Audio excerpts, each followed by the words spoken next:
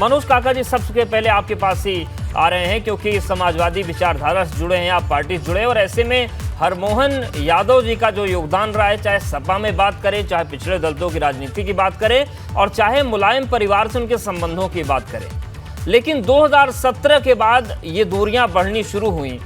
अब जिस तरीके से पिछली बार मुख्यमंत्री पहुंचे थे, अब प्रधानमंत्री का संबोधन होने जा रहा है, किस तरीके से इस पूरी प्रक्रिया को देख रहे हैं? क्योंकि ये कहा जा रहा है कि यादवों के सबसे बड़े नेताओं में से एक हरमोहन जी भी थे और उनके परिवार से करीबी बढ़ाकर आपके कोर वोट बैंक में बीजेपी सेंध लगा रही है। अवधेश जी, यादव ही नहीं बल्कि मैं ये कह सकता हूं कि जो बहुजन वर्ग है, जो कमेरा वर्ग है, जिसके श्रम और जिसके शक्ति को चूस करके पूरे सामंतवादी लोग आज लोकतंत्र को एक तानाशाही तंत्र में बदल दिए हैं, उस सारे समूचे कुनबे का अगर इस देश में कोई नेता है और उसकी कोई विचारधारा है तो आपको उसको बहुत तफसील से समझना पड़ेगा, क्योंकि आज फूलन देवी की भी पुण्यतिथि है। आपको बहुत तफसील से समझना पड़ेगा कि अगर उस कुनबे का, कमेरा वर्ग का अगर कोई नेता है तो कुछ मुलायम सिंह यादव जी हैं, समाजवादी पार्टी है।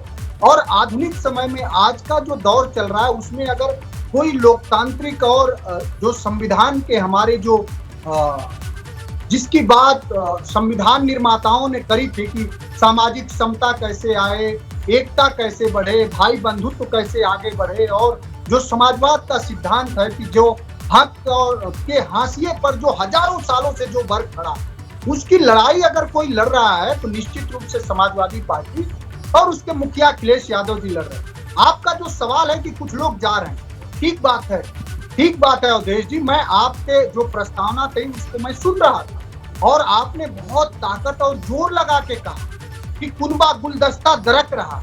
आपने बहुत जोर लगा के कहा, गुलदस्ता नहीं दरक रहा समाजवादी पार्टी अगर कहीं भी अपने सिद्धांतों में, अपने विचारधारा में जोर लगाने की जरूरत क्या है? वो तो दिख रहा है कि दरक रहा है, और इनको ही अखिलेश जी ने बोला था कि गुलदस्ता है, तो उसमें जोर लगाने की जरूरत ही नहीं है। जोर तो आपके गुलदस्ते के लोग लगा रहे हैं।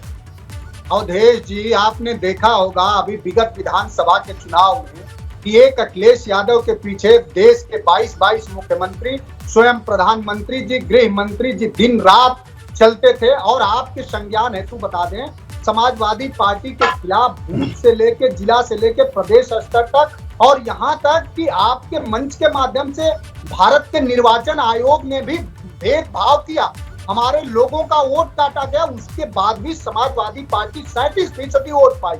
और अपने मुद्दे और सवालों को लेकर के समाजवादी पार्टी ने कभी भी फिरका परस्त ताकतों से, तानाशाही लोगों के सामने घुटने नहीं टेका समाजवादी पार्टी ने। आज भी जब हम आपसे बात कर रहे हैं तो उत्तर प्रदेश के इलाहाबाद में स्टाफ नर्स के लोग संघर्ष कर रहे हैं। हम आपसे जब संवाद कर रहे हैं तो एसएससी जीडी 2018 के चयनित अभ्यर्थी सड़कों पे हजारों किलोमीटर चल रहे हैं। उस तानाशाह से समाजवादी पार्टी ये जानना चाह रही है कि आप अपने विजय पताका का सिर्फ वैभव का सिर्फ जश्न ही मनाएंगे कि इस हिंदुस्तान के लोगों के हक हकूक की भी बात करेंगे। आप ये जो हमारे सवाल हैं वो सवाल वही है, और जो लोग जाते हैं वो विचारधारा के लोग नहीं है। ठीक है, विचारधारा की बात होनी चाहिए और लोगों की बातों को उठाया जाए जो जरूरतमंद है। बहुत शालीन संवाद होता है आपका, सुन लीजिए। जो लोग विचारधारा से भटक जाते हैं, जिन लोगों के जो व्यक्तिगत स्वार्थ हैं वो विचारधारा और सिद्धांत पे जब हावी हो जाता है तो लोग नतमस्तक हो जाते हैं,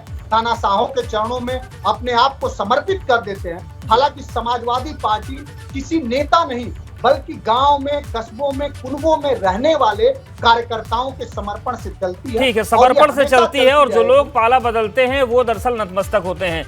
हेमंत सर, जिस तरीके से पूरी राजनीतिक परिस्थितियां हैं, आपने हर दौर को देखा है बेहद करीब से। जैसा कि मनोज जी कह रहे हैं कि वो पाला नहीं बदल रहे हैं, वो नतमस्तक हो रहे हैं वो लोग। तो ये जो 2021 से बदलाव आ रहा है, हरमोहन यादव जी के परिवार का जो झुकाव भाजपा की तरफ बढ़ रहा है, आपको क्या लगता है इससे कोई राजनीतिक परिस्थिति भी बदलेगी, या फिर ये नतमस्तक हो जाना है, या राजनीतिक शिष्टाचार है? देखिए, जब एक मुकम्मल उसूल पर सियासत चलती है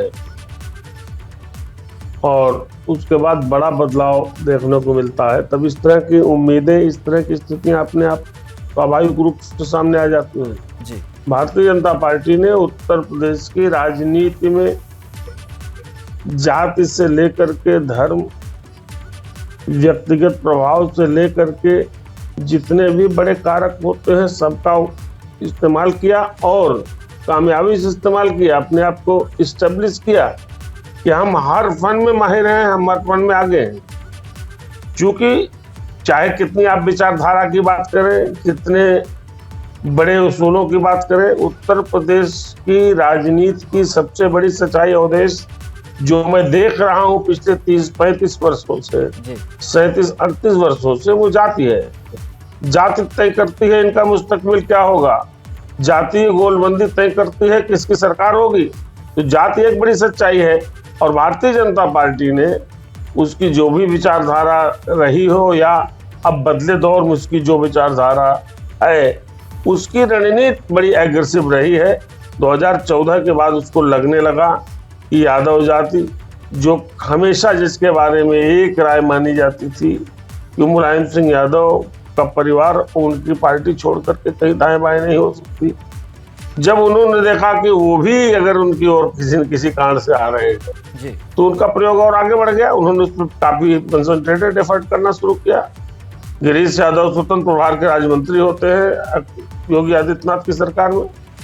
हरनाथ यादव राज्यसभा के सदस्य भेजे जाते हैं भारतीय जनता पार्टी की ओर से। भारतीय जनता पार्टी यादव कैंडिडेट्स लाती है। और अब देखिए मैं क्यों कहता हूं, जाति तिलिस्म जब टूटता है और नई कहानी आती है राजनीति में, तब जो उसका खिलाड़ी होता है उसका दांव आगे बढ़ने लगता है। आप देखिए आजमगढ़ में एक यादव से एक बड़े यादव को हराया भारतीय जनता पार्टी का बूता था। तो जब वो प्रयोग करके देख रहे हैं कि उनका हर दांव, उनकी हर चाल सही जा रही है, तो निश्चित रूप से अपना दायरा बढ़ाएंगे और उसी दायरे का नतीजा। और एक बात ध्यान रखिएगा, ये 2-4 दिन में भारतीय जनता पार्टी ने काम नहीं किया। आपने खुद बताया कि हरमोहन सिंह यादव, चौधरी हरमोहन सिंह कहते थे, यादव इनके सामने बहुत कम जोड़ा जाता था। मैं तो कई बार मिला हूँ, मैंने इनका भी दौर देखा है, मैंने मुलायम सिंह यादव जी का भी दौर देखा है और अब मैं अखिलेश यादव का भी दौर देख रहा हूँ, जो शायद अगर तुलनात्मक दृष्टि से आप देखें तो यादव कुनबे की लीडरशिप का सबसे कमजोर परफॉर्मेंस अखिलेश यादव के नाम जाना, वो भी देख रहा हूँ। जो भी कारण रहे हो, कारणों की मीमांसा का है, इस समय नहीं है। लेकिन जब भाजपा को लग रहा है कि यादव 2%, 4%, 5%, 6% क्रमशः सनई उसकी ओर आ रहा है, तो उसका फोकस तो वही रहेगा। और भाजपा ने 2014 के बाद जो एग्रेशन की पॉलिटिक्स उत्तर प्रदेश में की है, जो लगातार कामयाब रही है, उसको देखते हुए माना जा सकता है कि वेल प्लान तरीके से वो उतरते हैं, वेल प्लान आगे बढ़ रहे हैं।